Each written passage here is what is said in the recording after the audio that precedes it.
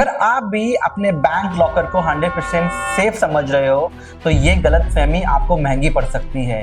कल को सोचिए कि कोई फ्लड, अर्थक्वेक या बैंक में चोरी होने के कारण आपका गोल्ड जो नहीं रहा, बैंक बोलेगा ये तो हमारी जिम्मेदारी नहीं है।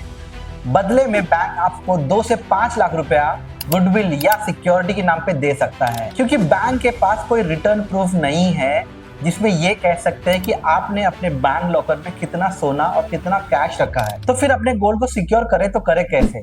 आज मैं आपके साथ एक स्मार्ट ऑप्शन शेयर करता हूँ, गोल्ड बेस्ड ओवरड्राफ्ट फैसिलिटी। ये फैसिलिटी कौन देता है? ये फैसिलिटी आपकी अपनी बैंक देती है, जैसे HDFC, federal bank, central bank और कई सारे बैंक देती है। तो आप आज ही अपने बैंक को अप्रोच करिए। ये काम कैसे करता है? मान के चलिए आपके पास कुछ गोल्ड है, let's say worth 50 lakh rupees, और आप ये गोल्ड को लेकर आपके बैंक जाओगे। बैंक उसका वैल्यूएशन करेगा।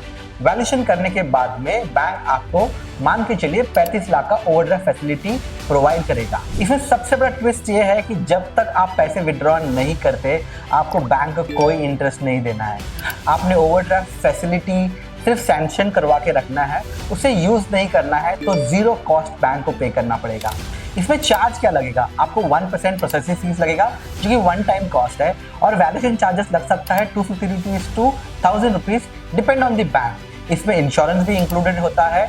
कोई इंटरेस्ट नहीं देना है जब तक आप पैसे यूज ना करो। जब अपना गोल्ड आप बैंक में रखते हो तो बैंक आपको रिटर्न में क्या देता है? बैंक आपको एक रिटर्न प्रूफ देता है, एक सिक्योर स्टोरेज देता है, उसी के साथ साथ एक इंश्योरेंस कवर भी मिलेगा। अगर आपको गोल्ड टेम्पररी वापस चाहिए हो तो उस केस में क्या हो सकता है? सिनेरियो 1, टेम्पररी रिलीज करवा सकते हो। आप बैंक जाके एक पार्शियल विड्रॉल फॉर्म भर सकते हो। जैसे अगर आपको कोई नेकलेस या बैंगल चाहिए तो आप एक रिक्वेस्ट दे सकते हो, एक डिक्लेरेशन साइन करनी पड़ेगी, और फिर से जब गोल्ड रिटर्न आप करोगे तब फिर से वैल्यूएशन होगी और आपकी ओवरड्राफ्ट फैसिलिटीज का थोड़ा बहुत चेंजेस करना पड़ सकता है। पर ये ऑप्शन सिर्फ कुछ ही बैंक देती है, आपको अपने ब्रांच में कंफर्म करना पड़ेगा। फुल विड्रॉल या क्लोजर ऑफ ओवरड्राफ्ट फैसिलिटी कैसे होगा? आपको बैंक को जो भी पैसा आपने यूज किया है वो रीपे करना पड़ेगा। इसमें प्रोसेसिंग फीस आपको रिटर्न नहीं मिलती है, और एक फॉर्मेलिटी के बाद आपका ओवरड्राफ्ट फैसिलिटी कंप्लीट क्लोज हो जाएगा। ये ध्यान में रखिए, हम गोल्ड लॉकर क्यों लेते हैं बैंक में? हम वो लॉकर इसलिए इस्तेमाल करते हैं ताकि हमारे रेगुलर यूज गोल्ड और जो गोल्ड हम यूज नहीं करते हैं वो हम वहाँ पे रखते हैं। तो इन केस आप कोई ज्वेलरी जो रेगुलरली यूज कर रहे हो तो ये फैसिलिटी उसके सामने आप बिल्कुल इस्तेमाल मत करिए।